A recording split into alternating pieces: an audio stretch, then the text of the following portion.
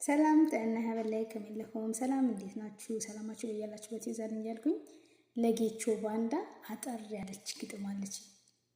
ሀገሩን የሚሸጥ ህዝቡን የሚከዳ ለሆዱ የሚያድር እሱ እኮ ነው ባንዳ።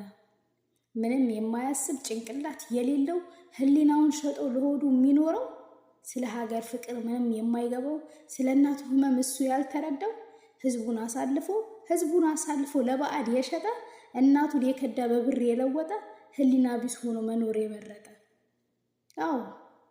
አዎ ጌች እኮ ነው ባንዳ ሀገሩን ይሸጣል።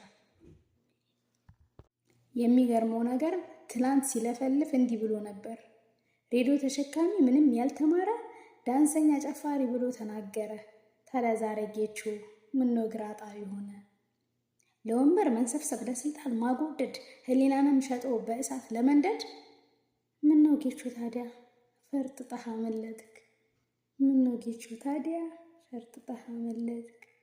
አመሰግናለሁ።